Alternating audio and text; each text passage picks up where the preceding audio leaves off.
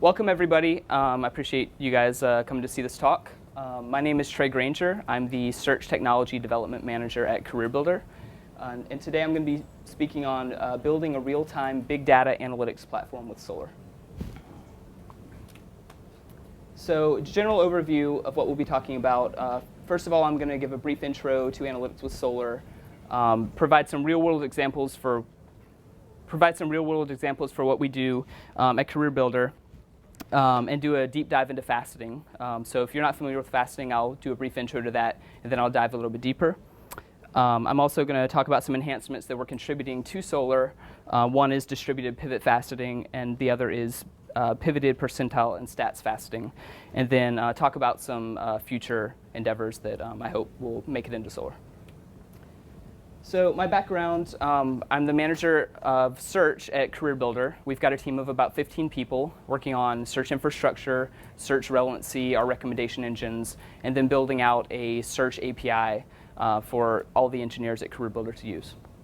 I've got a background in search and recommendations, high-volume distributed systems, natural language processing, relevancy tuning, user group testing, and machine learning. And I'm currently co-authoring Solr in Action with Timothy Potter, who is also speaking here tomorrow. And on the side, I have a little side project called Silly Access, which is a gluten-free search engine and networking site. So if you follow a gluten-free diet or know someone who does, then it might be worth checking out. So to talk about CareerBuilder, to give you an idea of our scale, at any given time, we have about 2.5 million jobs active.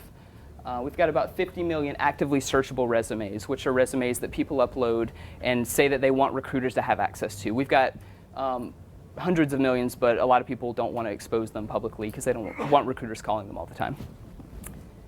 We also have in our search platform about 300 globally distributed search servers. We also have, in addition to that, some infrastructure. We use Cassandra, RabbitMQ, several other technologies to move our data around. And we have thousands of unique dynamically generated Solr indexes. We have over 500 million actively searchable documents at any given time, and we get approximately 1 million searches an hour, some hours more. We don't usually have less. The way that we've designed our search platform, we've really designed it with our engineers in mind. So the search team has built a RESTful API around our entire search platform with the goal in mind of abstracting away search into a simple API so that any engineer at CareerBuilder, regardless of whether they have any search background or not, could easily build a search application, basically spin up a virtual search engine, pump their data into it, send queries to it, and build an application based upon that without having to worry about managing servers, scale, failing over, data moving between data centers. So it's a cloud search API, basically. A lot of people are building that these days. And it allows us to encapsulate our search expertise and our domain knowledge inside of a layer that can be reused to build products throughout the company. So part of this talk is going to be somewhat of a paradigm shift for some people. The gist of it, of the paradigm shift I wanted to discuss is the idea that originally search engines like Solr were designed to return a ranked list of relevant results. So you run your search, you get a bunch of documents back, you get the top 10, top 100 documents that match the query ordered by relevance. Over time, additional information, meta information was added, like facets, highlighting, things like that, which augment the search experience and make it easier for users to drill into and understand your content. But moving away from this idea of having to return documents can actually be liberating. I can ask the question, what kind of products could you actually build if you didn't care about the documents themselves at all? If I didn't want a ranked list of results, all I really cared about was that aggregate information coming back. So this is a very simple faceting example, but what kind of products could you build if you did something a little bit more beyond this? So this is an example of a product one of our teams at CareerBuilder has built. It's a data analytics product using employment data. So it can take information on job seekers who are posting resumes, job posters who are posting jobs, and it can actually determine the supply and demand of jobs and resumes for any given skill, any given keyword even. It can let you drill in using facets on the side, or you see all these pretty boxes here. These are nothing more than facets. This is companies and the count of companies cities nearby and the count of cities. It's a nice visual way to represent facets coming back from Solr. So for those of you who aren't familiar with facets, I'm going to go kind of quickly through this, but general faceting overview. You can hit Solr and request a facet. Facet equals true and facet.field equals city, and you get results back that look like this. Normally, you would get documents back and you would use the facets to let users drill in, but for the purposes of this talk, I'm not going to be showing you any documents because I don't care about the documents. I can see that for this is a blank search, but for any particular search, I can see the top cities that documents came back from. That's a field facet. There's also query facets in Solr. This is an example query facet that's doing geospatial filtering. So the first query is doing a geodist function in Solr that gets you basically a score telling you how far away any document is from a point you care about. So in this case, the point is defined at the bottom. There's a location field that has latitude and longitude that's on every document. And then I've requested 4 facet queries, each of which calculates the distance. And then I pass a key in, which allows me to bucket the distances away. So if you had a search experience with documents, you would actually see 0 to 10 kilometers away. You could click on that and see that there were this many documents there. And then for each of those buckets, you can do a facet based upon how far away documents are from a point that you care about. This is one example of a query facet I'm doing. I'm using a function here. There's many functions in Solr. You can write your own custom functions. You can really manipulate the data in any way you want and return analytics back on that data. And then there's also range faceting, which I won't spend much time on in this talk, but you can say, I want to facet on the year's experience.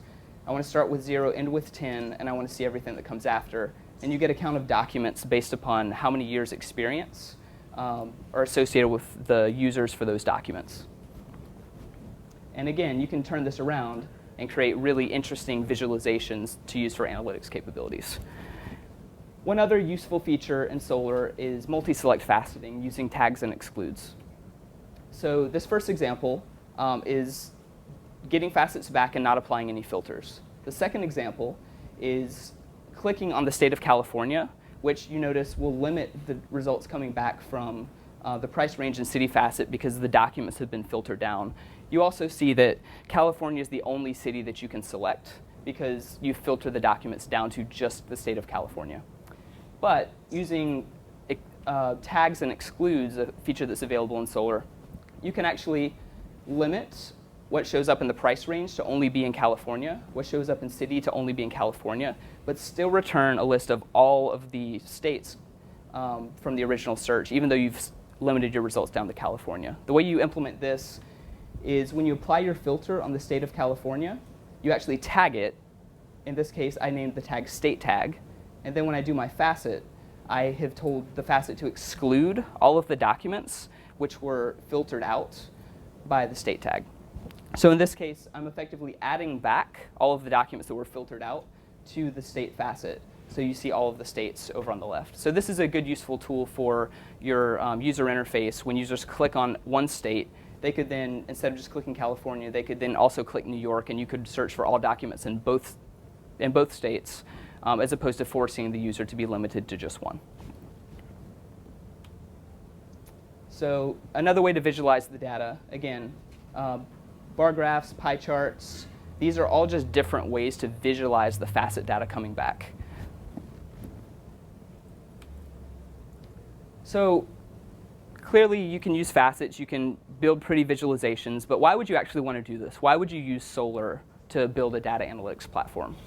So for one, it allows ad hoc querying of data by keywords. So if you were to build your own data analytics capabilities, a lot of times you'll predefine all of the possible values you can search on.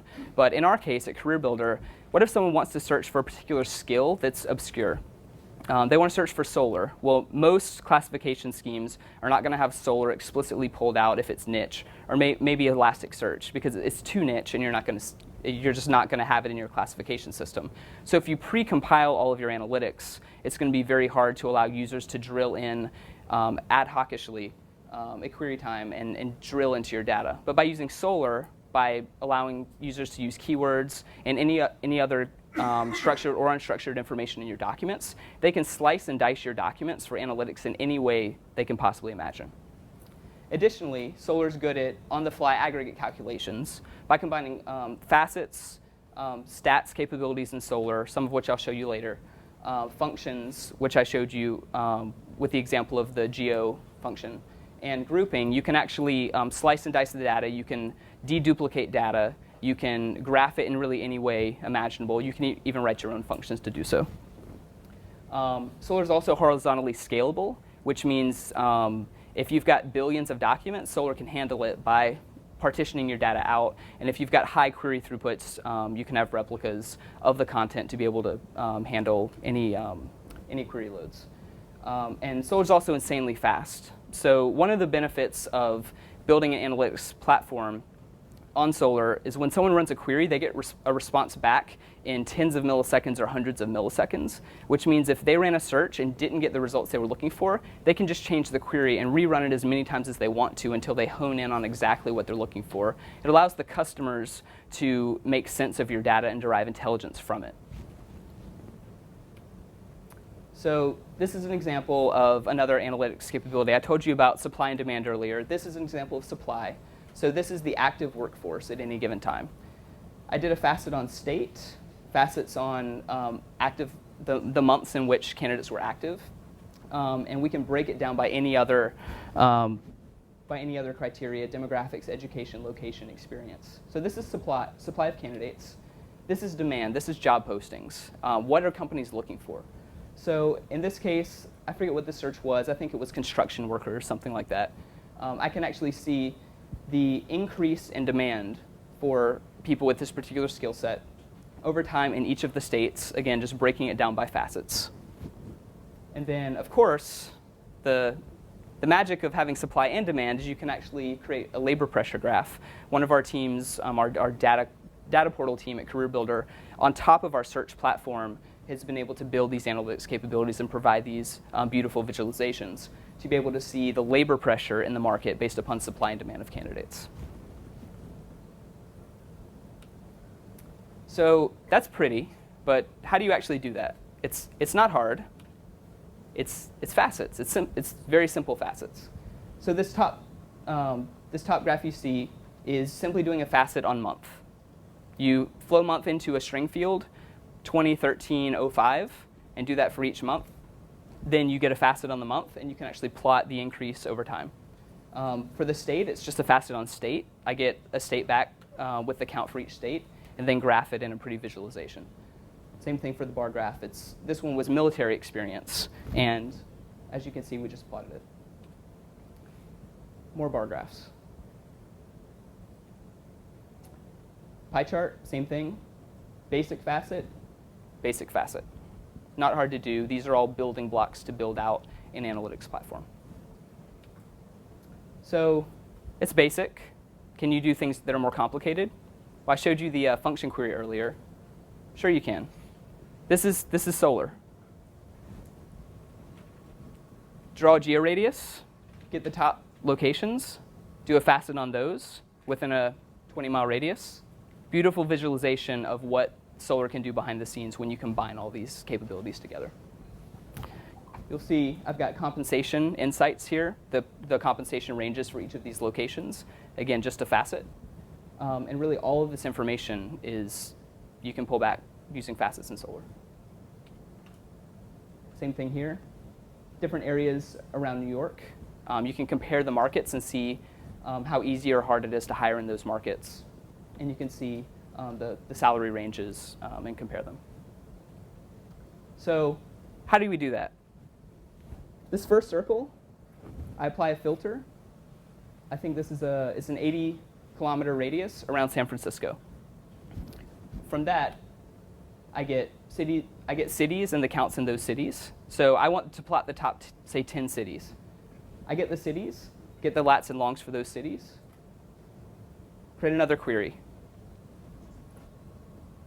First circle, or the second circle, or the third circle for each of the circles inside, get that information back, plot it on a graph, and I've got a complex geo-analytics engine built on top of Solr.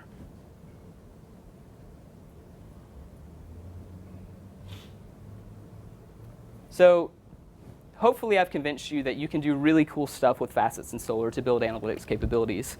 I'm going to talk about a few of the other analytics capabilities we have around the site. So what I just showed you was focused on aggregate data that we have at CareerBuilder.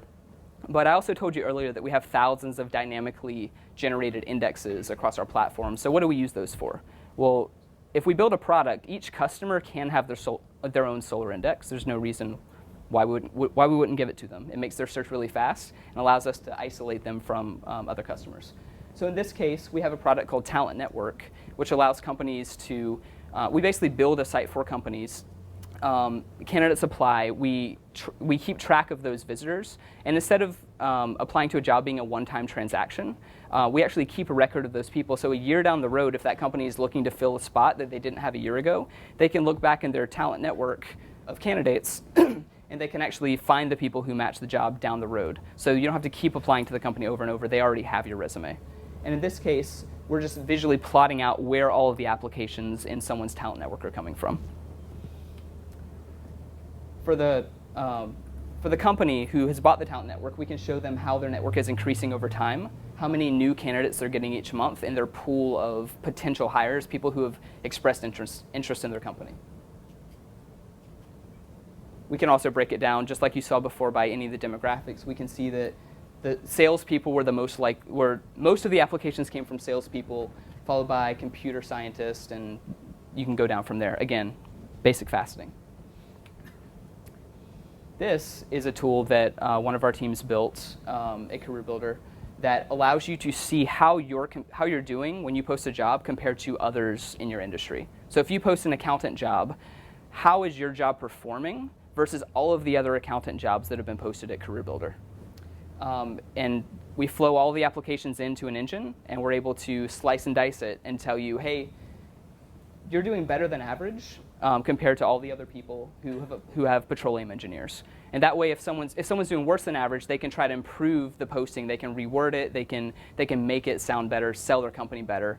If they're doing really well, then maybe they'll focus on other areas because that's as good as they're going to do. So we're being transparent with our customers about the value we're providing them relative to other customers. And you can see for this particular account, they need to do some work because most of their categories are underperforming everybody else, but some of them are doing well. And this further breaks it down. You can see how many searches, how many views, all of these things. Most of this comes from Solr. We pull some of it from other places. So another thing that we started doing recently is event stream analysis. So when people come to the site, they'll apply to jobs, they'll click on jobs, they'll do various activities. We can flow the click streams. You could flow logs in as well to do the same thing. Flow those into Solr, and we can actually see week over week how we're performing by doing time series faceting on particular events. So in this case, we've got week over week analysis. Can create a settings bar here where you can basically slice and dice things that we would care about at CareerBuilder that we would want to be able to drill into. Different websites we have on the platform, different paths that we're tracking throughout the platform. And we've also, I'm going to show you in a second, how we've implemented a custom function to do A/B experimentation inside of Solr as well on these click streams. So in this case, we actually created an A/B testing platform which allows us to put users in different groups, and then along with those click streams, we flow in the user IDs with the click stream. I wrote a custom function in Solr which will allow me to figure out which test groups users are in, and then I can plot the groups against each other to see if I implement a new relevancy algorithm, for example, how much better does it perform versus an old relevancy algorithm. You could try to run queries in Hadoop using Hive. There's any number of tools out there, but Solr can do analytics. So we're using Solr for analytics. In this case, I've got 4 test groups, and I'm plotting them against each other. One of them is the control group. So how did I do that? So the first thing I did was I hashed all users in our application stack. When I say I, like all the engineers at CareerBuilder use this platform. Hashed our users into groups, group 0, 1, 2, 3, if there's 2 groups, if there's 3 groups in a test group and a control group. Flow the events into Solr with the user identifier stamped on them. Implement a custom hashing function in Solr and then facet based upon that function. So how do you implement a custom function in Solr? It's really, really easy, actually. You extend a value source parser. So I've got my experiment group function at the top. It takes in 4 parameters, an experiment name, the unique ID of the user, a number of groups that I want to hash into, and then a ratio per group. So 25% of site traffic goes into each group, or 10% of site traffic goes into each group. Then I implement my function, which returns an integer for the experiment group they're in. In my Solr config, I create an experiment group function. I name it experiment group. And then, when I run my query, I apply a filter, calling my experiment group function, passing in the experiment name, a user ID field, the number of groups, and the ratio of users who are in each group. I run that query, apply that filter for each group, and voila. I plot it with a time series graph based upon the custom function in Solr, dividing the users into 4 groups. You could actually implement a function in Solr doing anything. You could have it reach out to an external database if you wanted to. It's going to be very slow. I don't recommend it. But it's doable. Using functions, you can basically manipulate the data in any way you want. So those are some of the things we've built, some of the products we've built based upon our search platform. In order to do some of this, we've actually had to implement some custom capabilities in Solr. Anyone who's used pivot faceting knows it's really cool. It will allow you to do a facet, break that facet down. For example, I do a facet on state, and then I pivot that and do a sub-facet on city. So I can actually see for each state what are the values, and then within that for each city what are the values. And you can keep pivoting down as many levels as you want until you blow the heap. So one of the capabilities that my team's been implementing, one of my engineers, I'm not sure if he's in the room, implemented a good portion of this, and another engineer who's not here implemented the rest. But the number 2 most popular issue on the Solr Jira right now is distributed pivot faceting. Because our platform is so large, we've got so much data, we can't fit it all on one server. We had to implement distributed pivot faceting so that you could pivot across multiple shards. Not an easy job, but it's pretty much done with a couple of slight bugs that we're going to work out. So we've submitted a stable patch if anyone wants to apply it. It's Solr 2894. It works well on text fields. We've heard complaints about it not working with date fields. So my guess is we've not handled numerics correctly. But it works if you want to pivot on text. And it'll work on the rest soon. The other patch that we've been working on is a stats within pivot facets, stats within facets patch. Our particular use case was we wanted to be able to break numbers down by percentiles. So we wanted to do a facet on something and then get averages and percentiles of the numbers within a field after we've done that facet. I'm going to show you an example because that's probably confusing. So this is an example of the patch we've implemented, Solr 3583. And this is an example of what the results look like that come back. So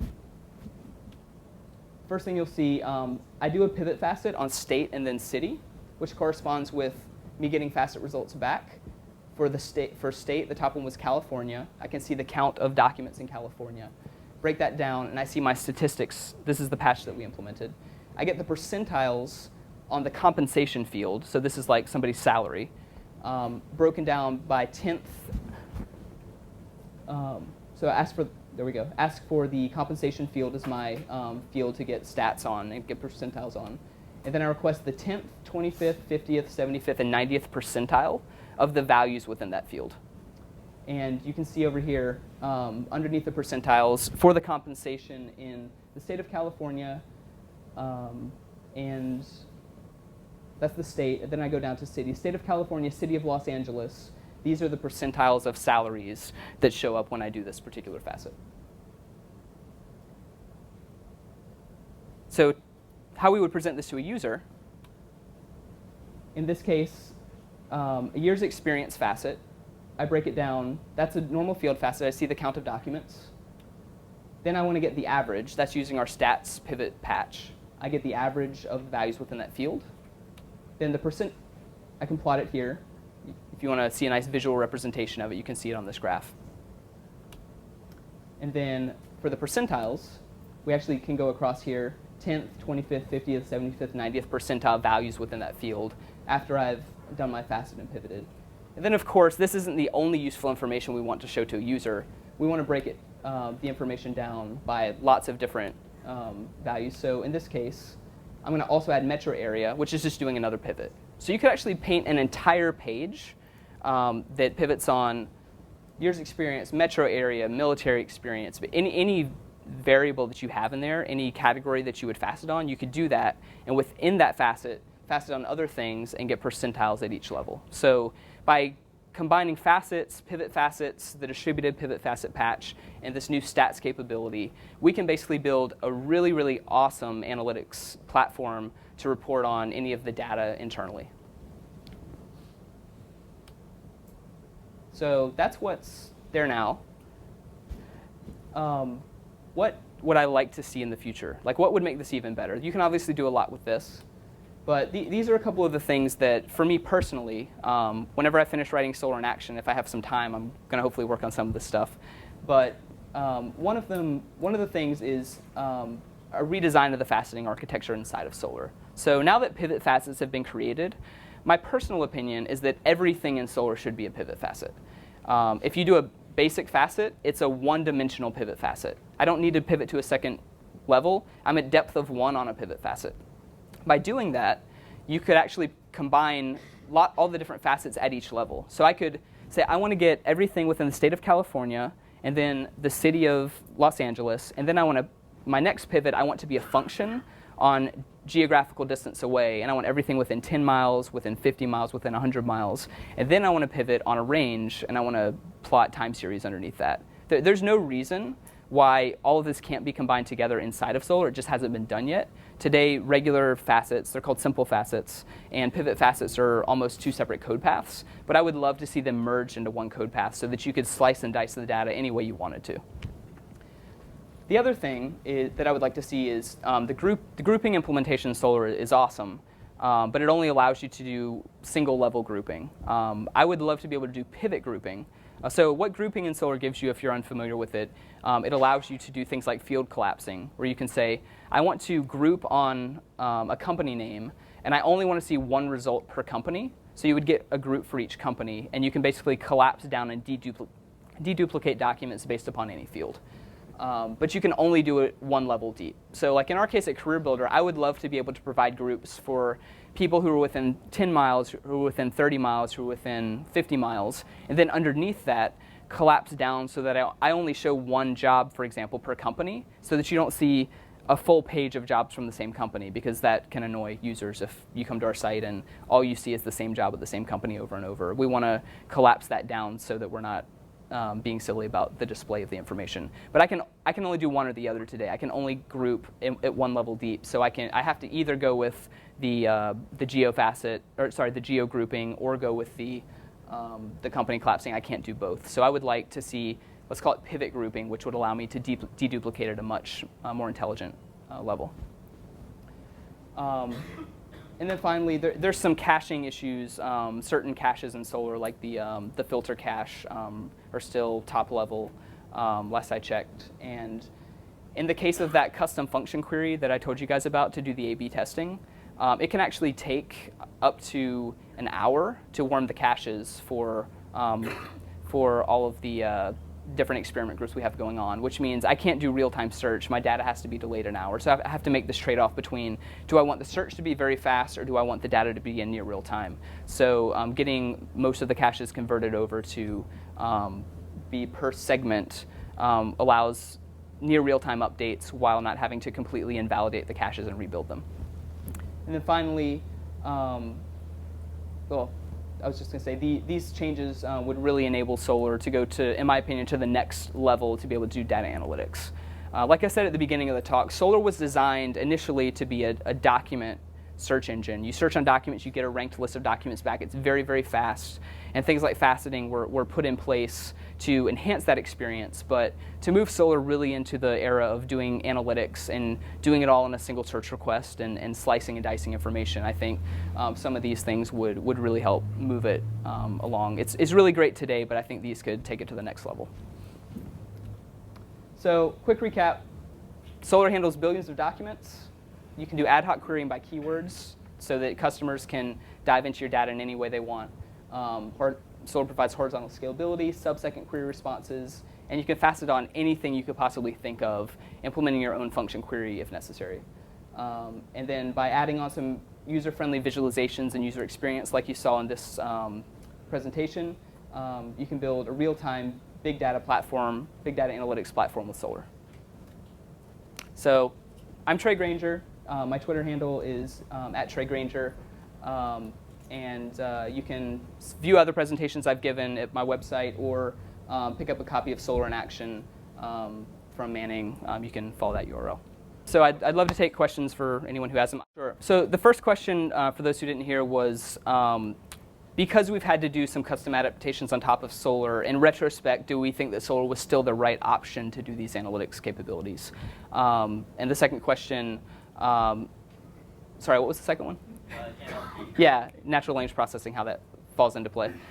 So on the first question, the benefit of using Solr as an analytics platform, in my opinion, is that it's very fast for users to slice and dice your data in any way they want to in tens or hundreds of milliseconds. You could build an analytics platform on top of Hadoop, on top of any number of other technologies, but when you run that MapReduce process, it takes a lot of time to get the data back, which means if you want to display it to a user who comes to a website, for example, if you want to give them a quick response and they're not just going to leave your site, you're going to have to pre-compute all of that data and display it to them to make it fast. So really for us, being able to power real-time knowledge discovery, if you will, is the reason we went with Solr. Some of these adaptations, I think, are the direction Solr is going to be moving in anyway. So it's adding capabilities to Solr. It's an open source project, so contributions are always welcome from the community. And it's something that we wanted to build and contribute back to Solr so that Solr can grow into being able to do these analytics capabilities. And I think you're going to see a lot more emphasis over time on Solr's ability to do these kind of things. And I mean, not just Solr, like anything in the Lucene space, but Solr is a prime example of where it's being done fairly well. And on the NLP, so I didn't really talk about that in this talk, but the gist of the platform that we've built is that we want to build intelligence into our core search platform.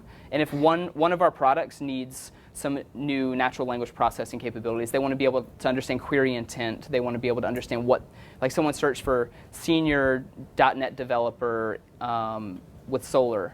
They want to be able, if they want us to be able to understand that senior is a level designation, .NET developer is a job title, and Solr is some random word we don't know, so we're going to treat it as a keyword, then we will build those into our core platform so that every product that's built on our platform can take advantage of those capabilities. The question was for distributed pivot faceting. In order to do it well, you have to move a lot of data between the shards to be able to tell, for example, if one shard had 10 values that were completely distinct from another shard that came back in the top, you have to be able to return all of the values from both to each so that they can, to the aggregator core so that they can, you can make sure you don't miss documents. And as you add more and more shards, that problem gets more challenging. So the question was, how do we handle that? With our distributed pivot faceting patch, we handled that by basically, in Solr there's something called refinement. So when you do a facet, it first over requests to try to get all the values back, but if it doesn't get them all, it will do an additional request based upon the values from each shard to make sure that it gets all the values. We implemented refinement at each level of pivot faceting so that we could have basically linear scale. So for every additional level of depth you go into pivot faceting, we do another refinement request. So you get your top level facets, we refine, we go to the next level, we refine, and we keep doing that. So there's probably some faster ways to implement it, but that was the way that scaled linearly with the number of levels you went down. So the question was for our A/B testing framework, are we actually flowing every single event into the engine? And the answer is yes, we are. So the question is, do we have a heap size problem by putting that many events in and doing faceting on it? The short answer is yes. We have to reap the data. We don't keep years of data in there. We keep active data from the last month, the last couple of months in there. We add shards when necessary. Because the events are so small, like it's a user, the type of event, and a date. We can put hundreds of millions of documents in a single shard with no problem. We could probably even get up to billions because the documents are so small. We don't store anything, it's all indexed. We have a lot of memory on the servers as well, so from a heap size standpoint, that helps. I'm interested in, there's some new doc values capabilities in the more recent versions of Lucene and Solr that I think will eventually allow faceting to be done without the huge heap requirements that are there today. We haven't played with them yet, but I'm guessing that's sort of the future solution for that problem. Okay, I think I'm out of time. Thanks, guys.